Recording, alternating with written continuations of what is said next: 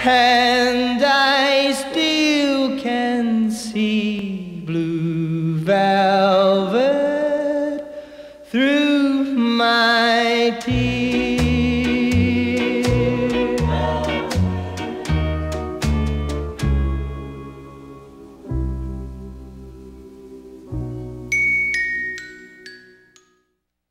The following is a paid commercial program. Opinions expressed are the sole responsibility of the party expressing them.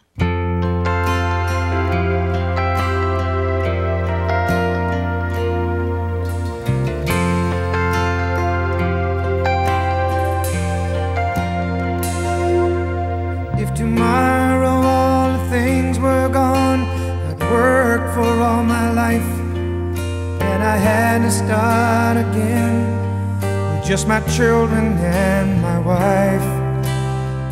Thank my lucky stars to be living here today, 'cause the flag still stands for freedom and they can't take that away.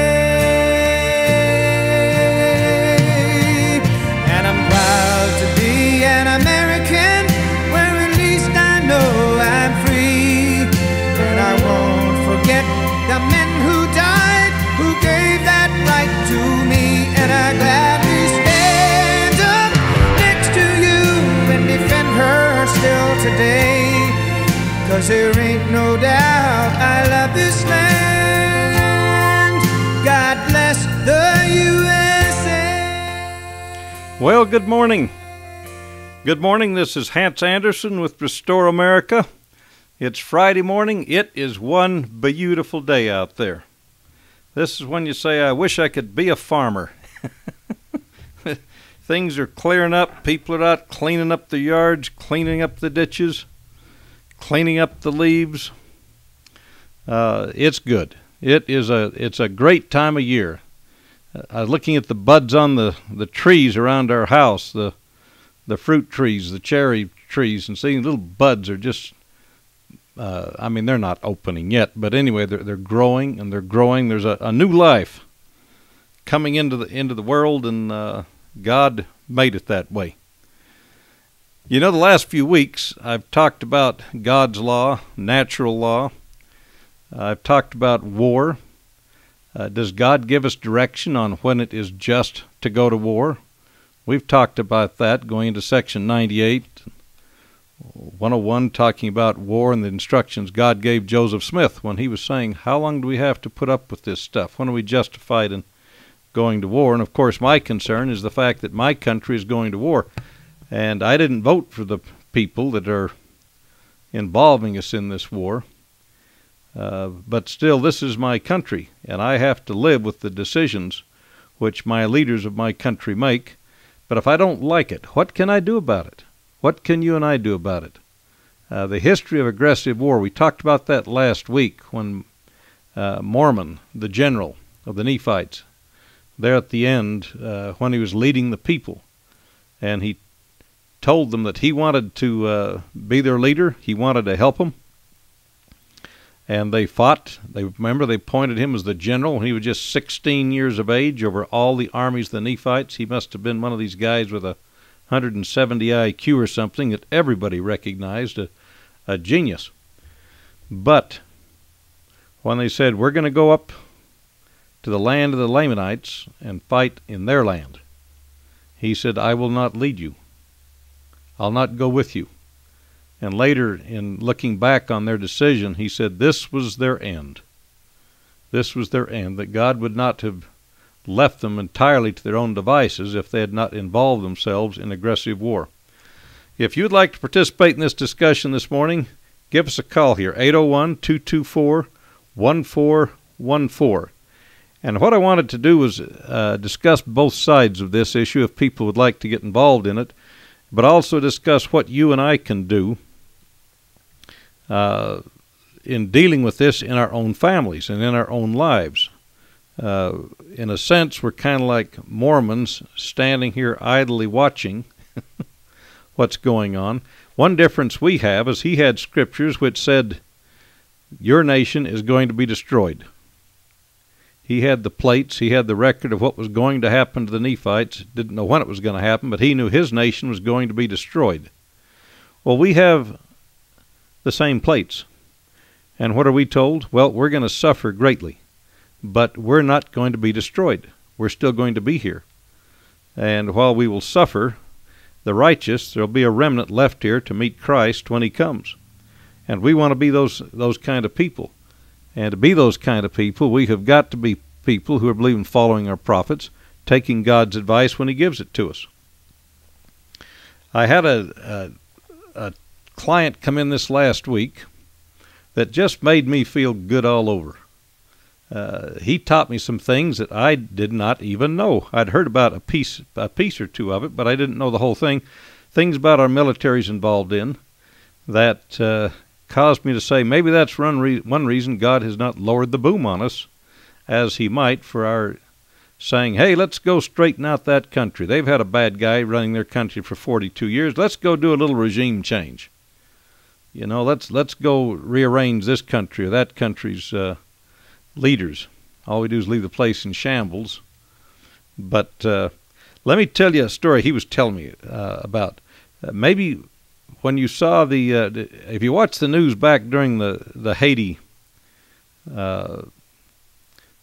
problems that they had over there. Remember the big buildings were falling down, hundreds of thousands were killed, but tens of thousands were killed. The place was coming apart. And if you watch the news then, there was a ship, a big white ship with a big red cross on it off the coast. And they were bringing people in there to take care of them on these ships. Well, this fellow that I was talking with told me about his wife and the people that were on that ship and the people that were on other ships. One of them was called the Mercy. I can't remember the name of the other one. But he told me that about a third of these ships are manned by volunteer LDS doctors, LDS nurses, and other LDS personnel. They have lots of things in hospitals. He was telling me these big ships have 10 full-size operating rooms on them. And the church has sent out requests to doctors, nurses, and other medical personnel to volunteer to serve on these ships. And what do these ships do? Well, they're there to help our military primarily, and they're on call, and they're on ships. But usually, if we're not involved in a war, they don't have that many military people to work on. So when that happens, these big white ships, they go from port to port in these underdeveloped countries, and they let volunteers come on, volunteer doctors, volunteer nurses, go with them, and they go into these third world countries, port to port, and poor people who don't have medical help, go to these hospital ships, and they're operated on for just about everything under the sun. He was telling me they can't do something that's going to be like some major heart surgery that's going to take months and months and months of recuperation because the ship doesn't stay there that long. But he said they solve all kinds of medical problems for children, adults, of people in these countries. And he said if it's a deep port, they'll pull right up to the wharf, and the people can come on. He told me they have equipment set up. They download clinics. They take these clinics into the towns and cities around there to take care of people. Now that is good. That's extremely good. And the church has asked our doctors and our nurses and other people to volunteer. He was telling me usually doctors will go there for 2 weeks to a month. They can't leave their practice the whole time. His wife happens to be a retired nurse, and so she spent 6.5 months on 2 of these boats. But I thought, now maybe this is such a good thing. This offsets some of the damage if you're weighing things in the balance, so to speak, that our military is doing good things for people all over the world. Because I really believe this, service to your fellow man is your greatest source of human joy. Service, serving others. I believe this is one of the reasons the church encourages young men, and if they wish, young women, to go on missions. Because this is really the first time They get seriously involved in looking outside themselves and serving other people. And there's hardly anything better you can do, and it's your greatest source of joy. You find that in having a wife, you find it in having in children, you find it in serving your fellow man. Well, in this case, the military finds it in helping these other people.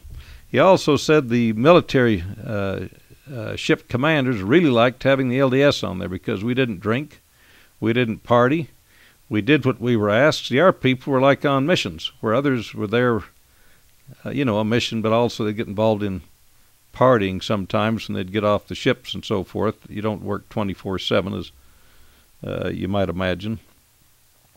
But there is an example that goes on day in and day out throughout these third world countries. He also told me they take vets with them. Vets go there. And he said sometimes you'll see animals getting driven down the street, getting closer to the ship so they can have these vets come and work on them. And sometimes the vets go out into the countryside while the ship is there and evaluate animals, help them with medicines for animals, teach them how to take care of their animals. So it really is a mercy mission. Good people doing good things. You can break down barriers if people see you're doing good things.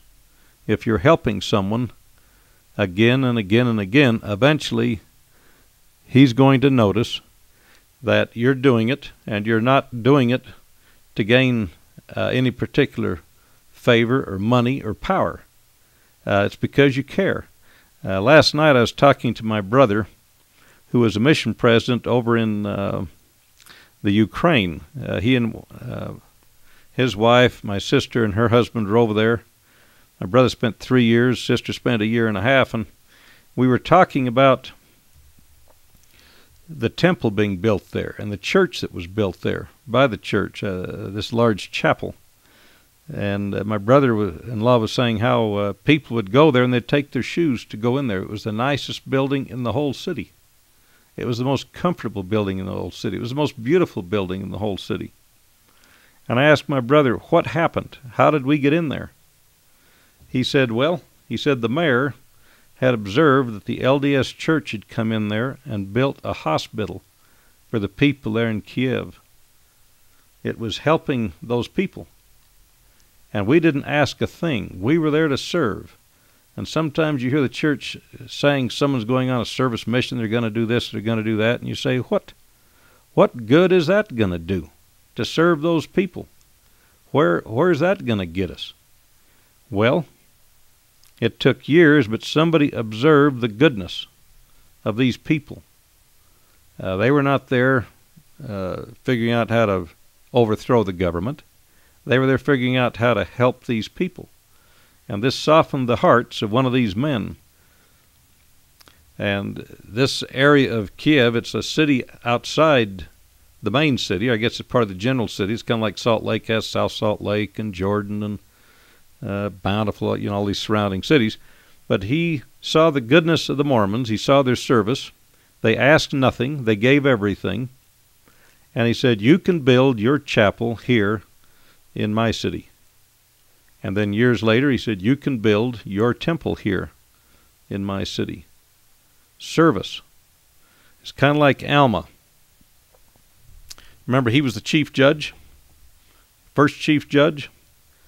And after a while, he observed that the people were getting more and more wicked. So he said he chose a righteous man to be the new leader of the Nephites, but he retained for himself the position of chief judge.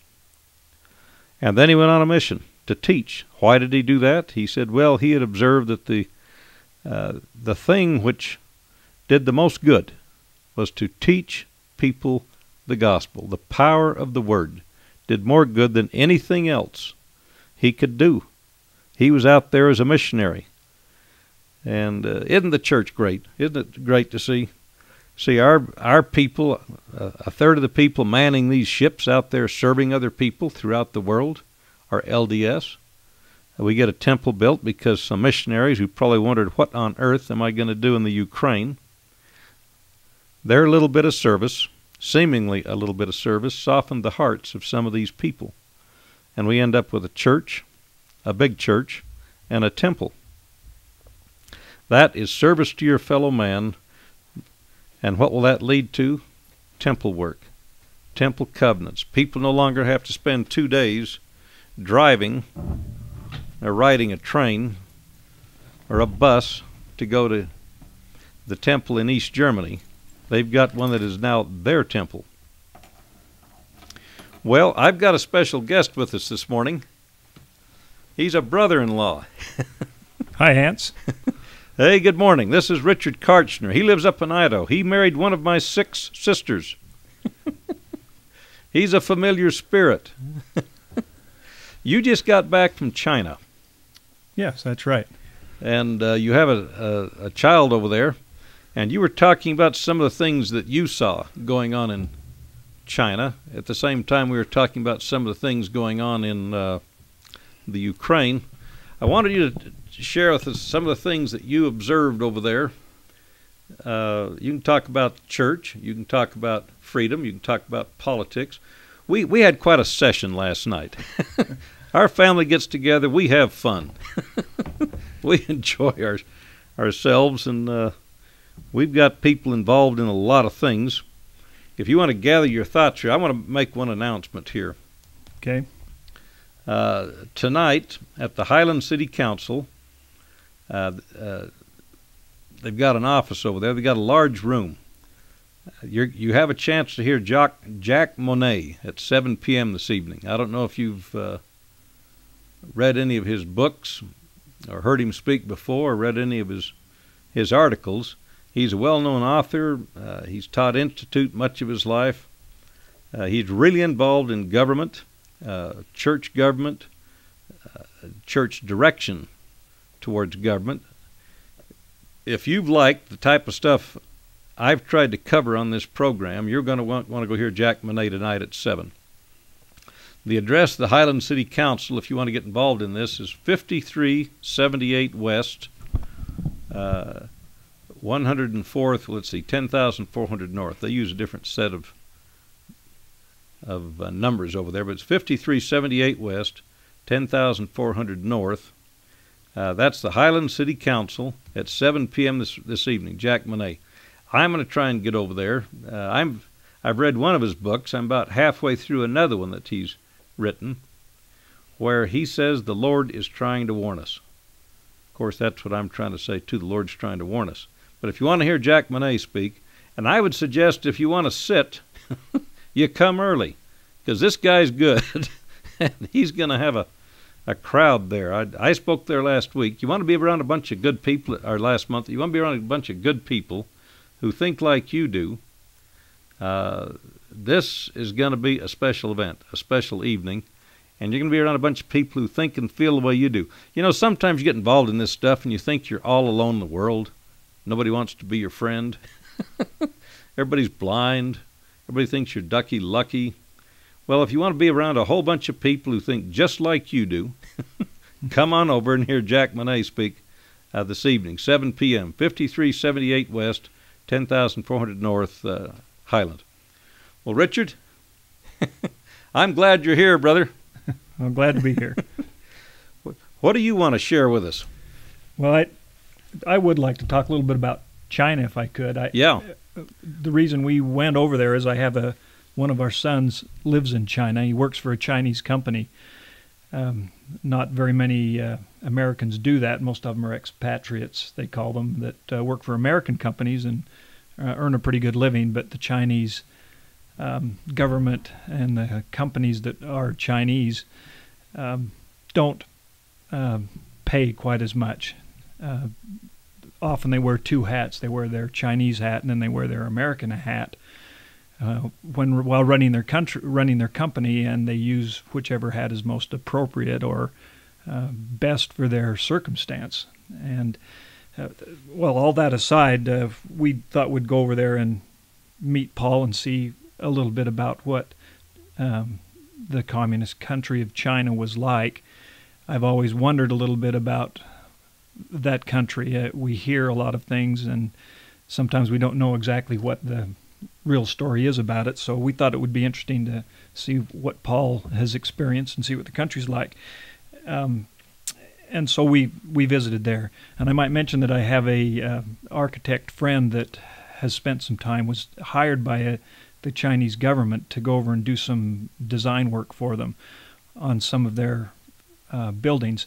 And he while he was over there during about a 6-month period, he had an opportunity to hear the economic head of the communist country. He wasn't the president or their group, whatever it is that runs the government part of the country, but he was involved with the economics of the country. And he had given an address to the country, and he was listening to the interpretation of that address. And during that communication, this government official was explaining about how important it was that they allowed the people that were making the money in the country to continue making that money. That it was important that they had the freedom to do whatever was necessary. And so my architect friend said it was interesting that he felt, as a capitalist, he felt far more comfortable as a capitalist in that country, China, than he does in our own country, because they understood the importance of keeping the economy moving and flowing, and they knew where that economy came from. And it wasn't giving it away to people that didn't earn it. It was letting the capitalists operate the way they needed to grow the economy. And they had one of the reporters there ask this government official a question. Well, what about all these poor people that we have? There are billions of people in China, and what are we going to do about all these poor people? And he said, well, yes, that is an important thing for us to do, but we have to understand and protect the golden goose, and that is the capitalist way of doing business. So I thought it was interesting how he felt far more comfortable doing what he does, and he is doing some development in that country, building 5-star hotels and some soccer fields, indoor soccer facilities over there. And he feels far more comfortable about that investment of his money in communist China than he does in free America. And so I think what we discovered, besides the other interesting things that are over there, of course, is that there is economic freedom in China, pretty much, but there is no political freedom. And that's where people get hurt. The dictatorship is still there, but they've decided, in other words, in order to spend $1 trillion buying our debt, they had to sell us a whole bunch of stuff. That's right. And that's capitalism in their country. Right. And we met another fellow that was one of many people that are in that country that are making their living off the Chinese labor. And he explained to us that he ships something like 800 containers. That's like the size of a railroad car. 800 containers of sofas to America a month. And he can see the writing on the wall of his business folding because of the drop in the value of the American dollar. As it drops, he's paid in American dollars, and so his ability to make money is fading. And he doesn't know whether he's going to be able to maintain that business much longer. Did you ask him or any of these people, or when you were there, what is the relative pay of those people to our people here in the United States, and the relative living standards that they have, relative medical education? In other words, I've wondered, how is it that they can build, like in this case, 800 containers? That's a couple of long railroad trains coming in every month into this country full of nothing but sofas. Right. And they've got to build it over there. They've got to ship it to a seaport. They've got to load it up in containers. They've got to ship it all the way across the ocean and then ship it all over the United States. 800 containers. That is a pile of sofas. And they're whipping the American manufacturer, so to speak. Mm-hmm. How do they do that? Well, I mean, they're shipping everything. It's not just sofas. I mean, you know that as well as I do. But right. how do they do it? Yeah, that's an example of many similar industries doing similar things with different products. And they do it because of the cheap labor. I mean, they don't pay anywhere near the people there that people here get for the same job. My son, Paul, that works for a Chinese company, gets paid out of 3 different accounts because his employer doesn't want the Chinese workers that are doing some of the same things he does to know how much he makes, including the accounting department. So he pays him out of an account in Hong Kong, and then he pays him out of a personal account, and then he pays him out of a business account to keep everybody in the dark, I guess, about how much he has this to American pay Paul. is really making. Yeah, that's right. And I'm not sure that he even knows sometimes how much money he's paying his employees because he's got all these different accounts floating all over the place.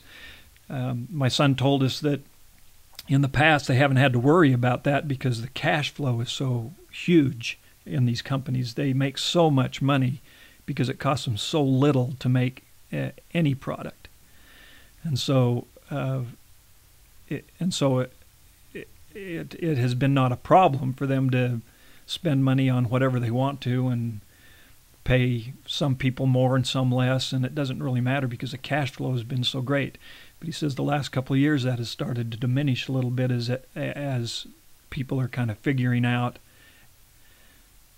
what the world economy is like. And I think China is an up-and-coming economy, and the people there are starting to understand a little bit of that, as are the businessmen that are over there. And so they're starting to, I think that wealth is starting to be shared a little bit among the common people. It's getting down a little further. I think a perfect example of how that has happened, maybe not why, but how, is the development of the city of Shanghai in which he lives, which is a modern city. It is more modern, in fact, than New York or any of the cities in America because it has been built in the last 10 years, I would say. We went all over the streets in that city, and they were all very similar. And what I mean by similar is that they have the same infrastructure. The roads are the same width. The streets and the walks are the same. And the cars that drive there, of which there are many, as well as many bicycles and motorcycles, all are quite similar. And that's amazing to me that you can go from, for I think it's a 26 square mile city, and from one side to the other, all of the streets are the same. They have the same new sort of appearance. Mm-hmm. For example, they've got these sidewalks that are, in Shanghai anyway, they have these sidewalks that are 5 or 6, no, they're more like 10 feet wide, and down the middle of the sidewalk is a raised piece of stone, similar to what you see for the handicap ADA stones at the curbs where they have little bumps on them. And the reason they have that down there is for the blind, I am told, so that the blind, when they're walking, can find the center of the sidewalk. And that's happened all over the city. Now, that doesn't happen by accident, and it doesn't happen because somebody hasn't just decided that's a good thing to do in one part of the city. Somebody has decided that's how we're going to build this city. Mm-hmm. When we went to the highest building in Shanghai, which is, 100 and something stories high. It's not the highest in the world anymore, but 2 years ago it was. There was a higher one built in Tokyo, I think. They had a little exhibition at the bottom of the building before you got on, and they showed some pictures, time-lapse pictures of the growth of the skyline in 3 cities, New York, Tokyo, and Shanghai. And they started back in the 1945, I guess, and they started showing the skylines, and you could see that Tokyo and New York were gradually getting different, and they changed every once in a while. Shanghai, flat as a pancake, until 10 years ago. And then in the 10-year span, that skyline shot up. All of those buildings built within a 10-year period Yeah. because of the aggressive Chinese economics. Yeah. Yeah, I was talking with a client of mine the other day, and they're working night and day to get his wife's parents over here. They're from China. And this young man has quite a story. He was here for 10 years, and he'd go home and see his wife once a year. But it took him that long to get his green card. Then after he got his green card, he brought his wife over here. They'd had one child before that because that was the Chinese rule. And the first thing he did after he got his wife over here is they had a second child. But I was talking to him about, I've never been there, but I was talking to him about this type of stuff we're talking about. And I talked about, well, isn't there freedom there now? And I say we buy everything from over there. They've got this huge Labor force. yeah, labor force and manufacturing, and we ship it all the way over here, and everybody's making money. And then he looked at me and he said, but their hearts haven't changed. I said, you mean you're afraid of them? He said, yes. They're still the same in their hearts. They fear. They still fear what's going to happen over there. And so they're still, his parents are here. They're just trying to get his wife's parents over here. But I thought, isn't that interesting? These people who, they love this country. And they see all this wonderful stuff going on over there, but still they fear. Their hearts haven't changed. I thought, this fellow's not a Christian. You know, he's a Buddhist. Mm-hmm. Not what you, I mean, Christianity, all churches were pretty well destroyed over there, I guess. But Yeah, see very little religion at all, and or evidence yeah, of what do you religion. see that way?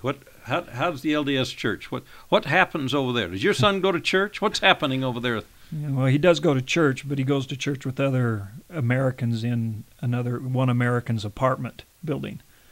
I mean, they meet in somebody else's apartment home, and they meet with other Americans, LDS Americans that happen to be in the country doing something similar to him or some other sort of a thing.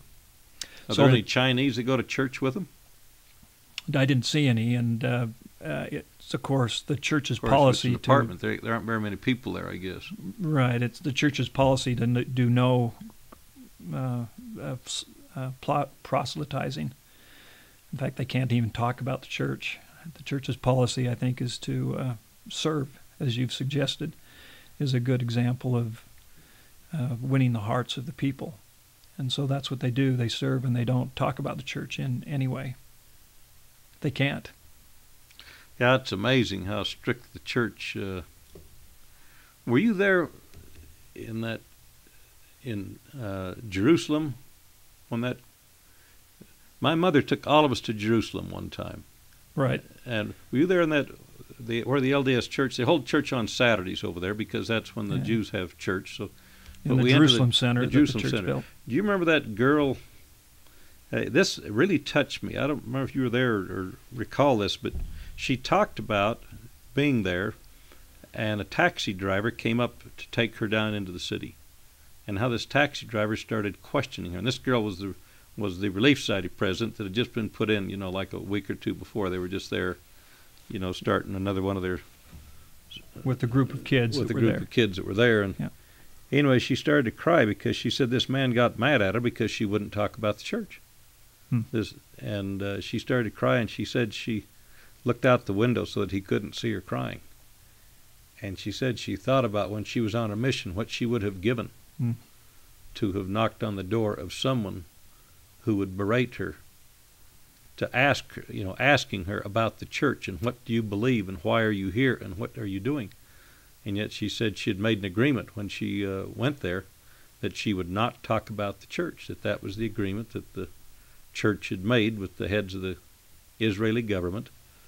And I thought, now that's something. Yeah, I wish my wife were here to talk a little bit about a conversation she had with a group, with a missionary. Well, they weren't a missionary couple. They were a couple sent from BYU's organization where they send people over to teach English at one of the universities there in Shanghai, and how they are given strict instructions not to talk about the church. But the intelligent kids that are learning English in this advanced English course, they all want to learn English. Everybody wants to. And the ones that are in the advanced course write essays. They would have them write essays, and they would write essays about their desire to have some religious freedom.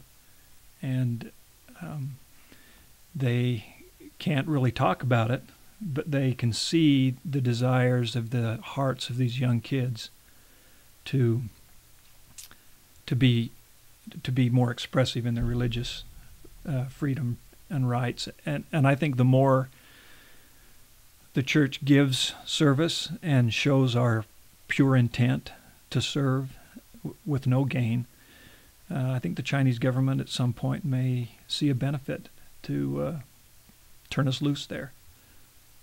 And I guess we better be ready when that happens. Like this mayor in Kiev that Dale was talking about last night that observed the service of the church, and how that softened his heart.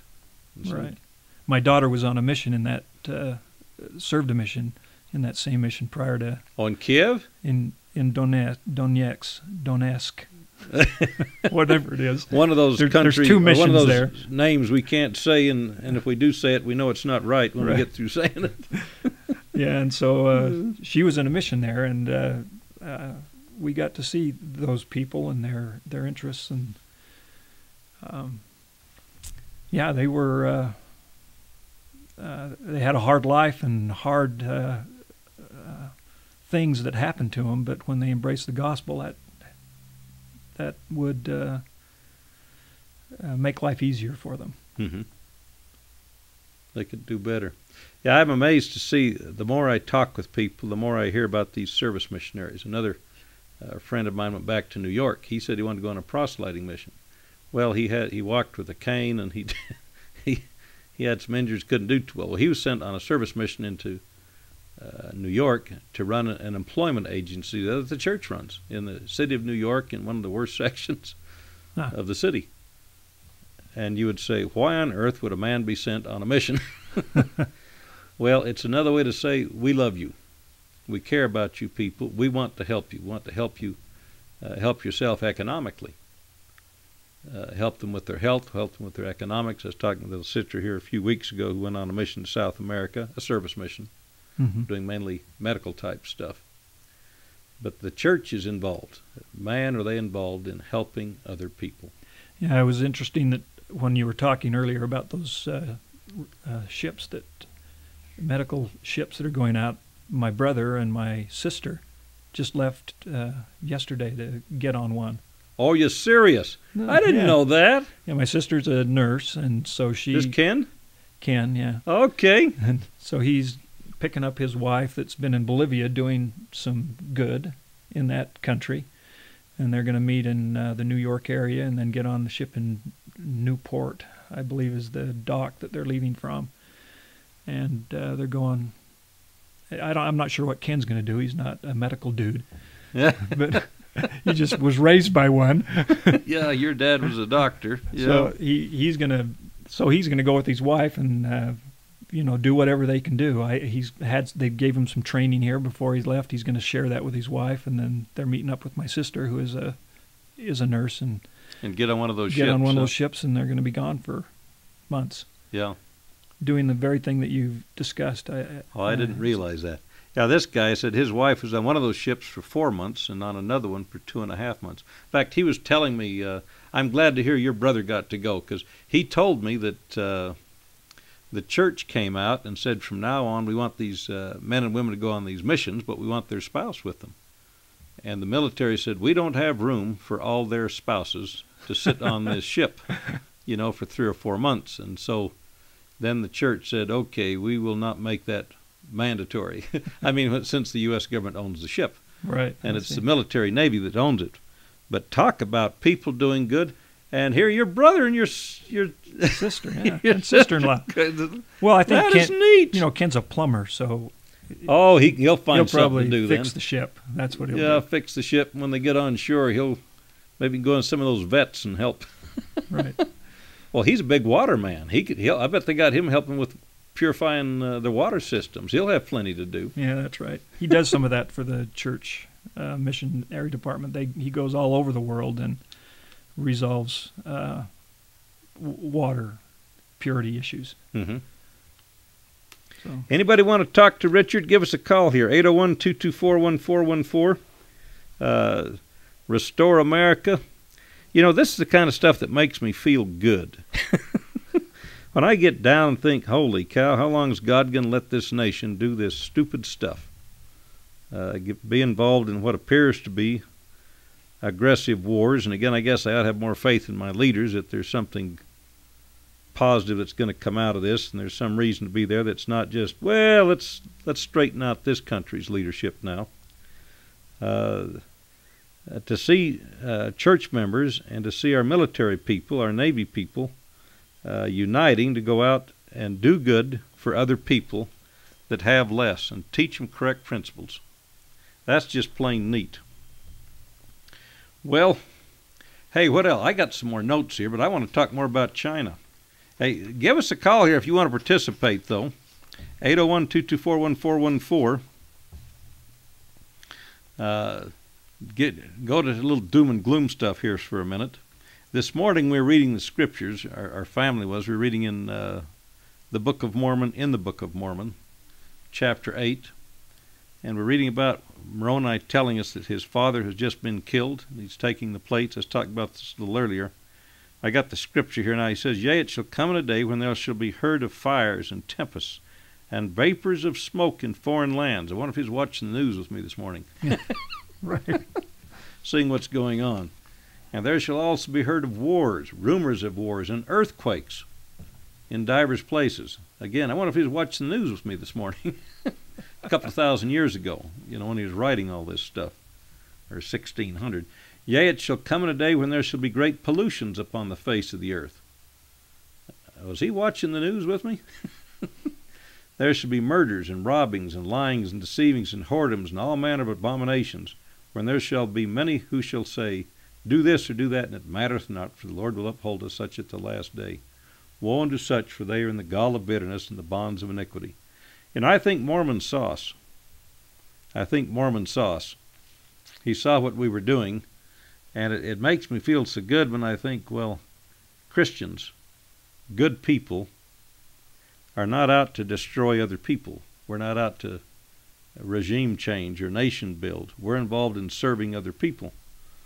And, of course, we got the story of Sodom and Gomorrah when they couldn't find 10 good men to excuse God from wiping out the whole city. We've got a lot more than that. We've got a lot more people than that. And I think we're still going to have to suffer for the mistakes of our nation.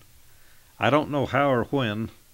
People have been talking about this for a long time, but we're going to pay for it. Well, don't you think, Vij, that the liberal media hides a lot of the good that goes on in the world? I have to believe that there are far more people that are doing good and like-minded as we are about wanting the good for the country than there are that are seeking, personal gain in some way. And we just don't go tooting our own horns all the time like some of these others want to. Yeah, there are plenty of good people out there. And it feels good to get involved in serving others. It just plain feels good. I was talking a while back about some lady I helped who had nothing. Took her to a dentist. She had teeth that were such bad shape. And anyway, after we left, well, her jaw had been, her mouth was all swollen up. And they'd taken out 3 teeth. They were so bad they couldn't do anything with them. And she had these bloody gauze things in her mouth, and her mouth was still swollen, and her mouth was numb, and she had little tears in her eyes. But she looked at me and she said, "Thank you, thank you," because she knew I didn't have to do that. I was just a Christian trying to help her, and I thought, I probably saw more gratitude, more thanks and more heartfelt thank you than probably all the distributors of all the welfare checks in the whole country put together. Yeah, unfortunately, And people are like that all over this world. They will do good. And if for some reason when the government provides it, it starts to become a right instead of a privilege. Yeah, and there's no gratitude. And gratitude disappears. It's another one of the evidences of what David O. McKay used to say. We've traveled far into the soul-destroying land of socialism. There's so many things that come apart when socialism gets involved, and you no longer have to worry about how's Mama doing, how's Grandma doing, who needs help. Yeah. We don't have to do it because the government. We don't need a good Samaritan anymore because the government is there, and it hardens people's hearts. Well, I think the one thing about the Chinese people in relation to that is their love for their ancestors. I mean, in fact, if they have a religion, that's what it is. It's ancestor worship, and they take good care of each other. In fact, what happens in that country is the oldest son ends up supporting the rest of the family, and his parents and his wife's parents end up living with him and raising his kids.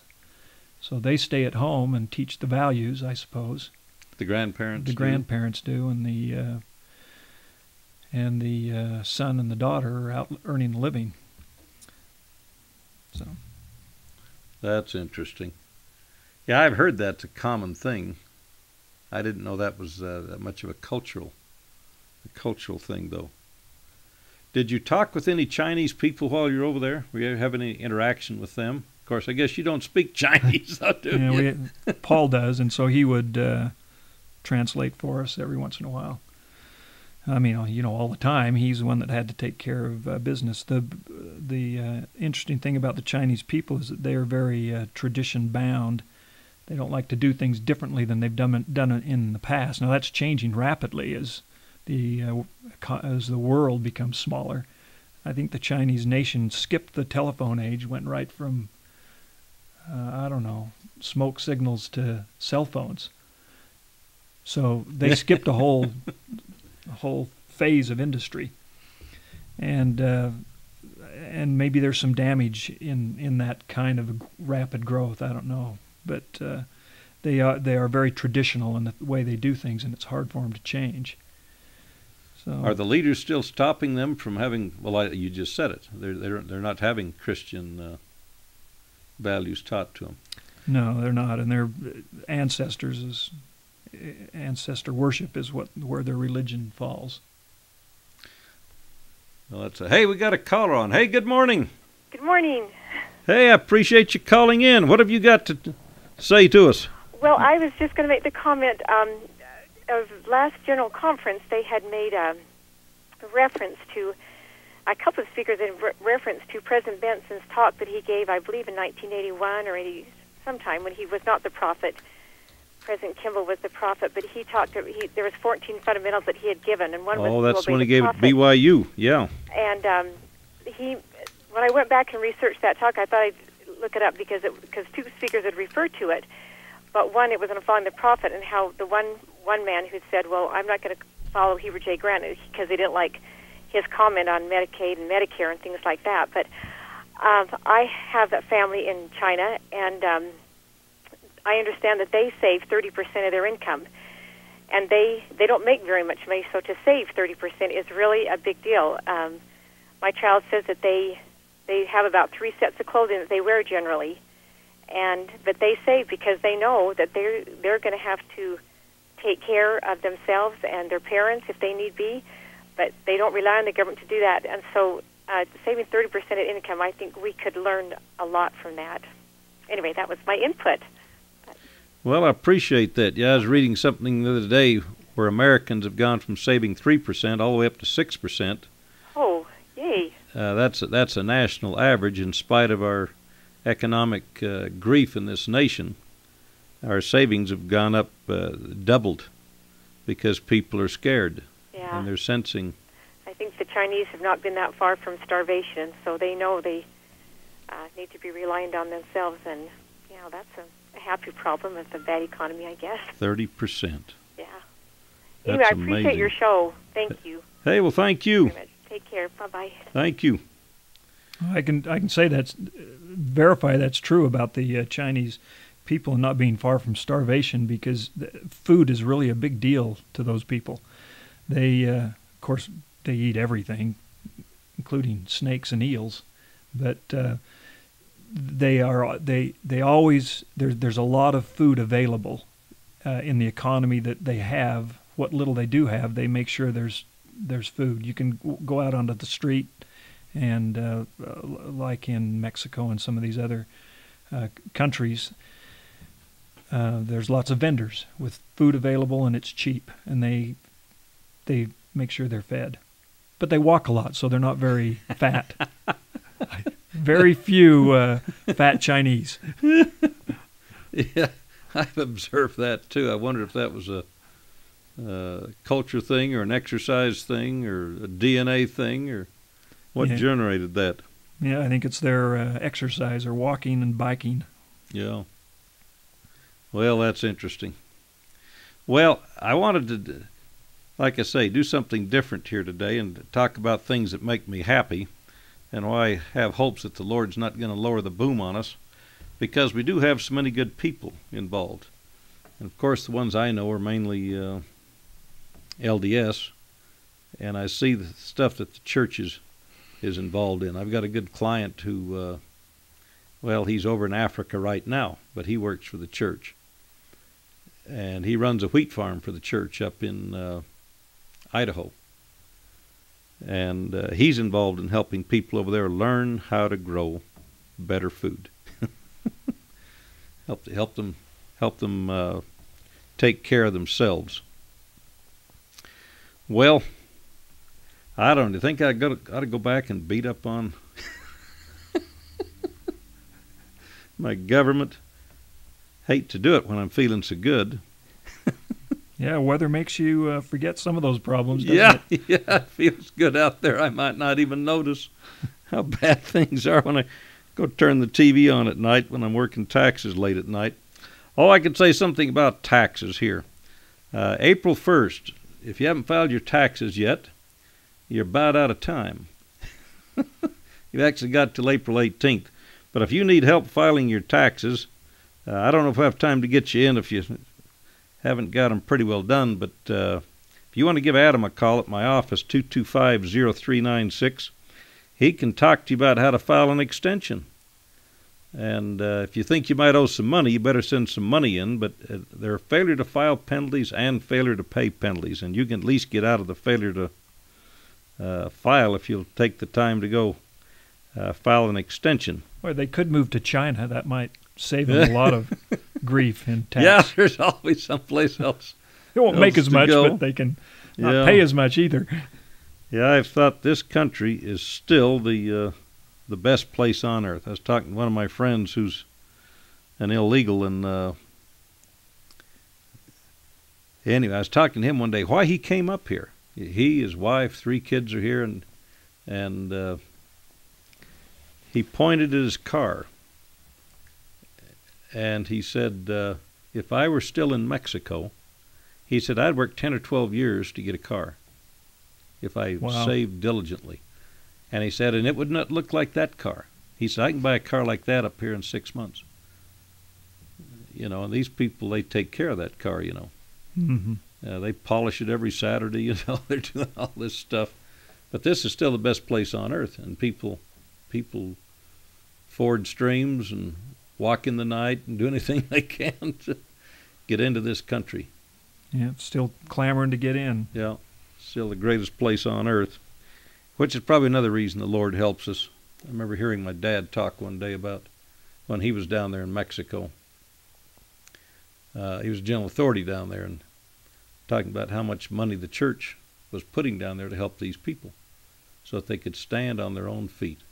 I was talking to a client here a few days ago, talking about she has a son working for the church in Africa, and they're going to be building 40 chapels over there, and they figured out it would cost 5 or 6 times as much to build a chapel over there as it would over here. because of the import fees. A lot of these poor countries have put up huge tariffs, anything that's brought into the country. Right. And so I said, well, how are they going to do it?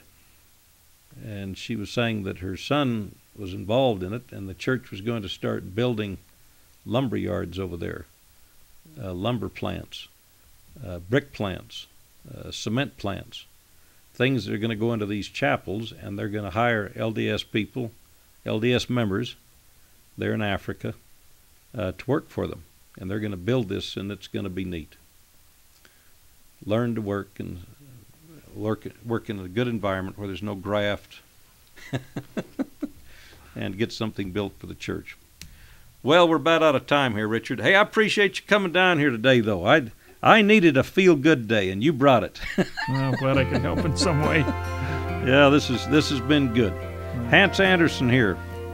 We'll see you again next week, Friday morning, 10 to 11. Have a good day. Hey, and get out and enjoy this day. It is beautiful out there. This is one of the good ones. Thank you. I'd worked for all my life, and I had to start again with just my children and my wife. Thank my lucky stars to be living here today, 'cause the flag still stands for freedom, and they can't take that away. The preceding was a paid commercial program. Opinions expressed are the sole responsibility of the party expressing them. All right, campers, you ready to go camping? Yes, sir! Okay, let's go through the checklist. Tents. No, sir! Sleeping bags. No, sir! Anything? No, sir! Great, let's go! Yay! Not preparing for your retirement doesn't make much sense either. That's why Edward Jones offers a free retirement review to help you achieve your long-term financial goals. Edward Jones, making sense of investing. Member SIPC. Call Steve Tully at 226-5125. This is Lucille Lambert of Edward Jones, member of the New York Stock Exchange, Inc., bringing you the daily financial market report. U.S. stocks are trading higher after reports showed the economy added more jobs than forecasted in March, and the unemployment rate unexpectedly declined. Along with this morning's labor market data, a separate report showed U.S. manufacturing expanded in March.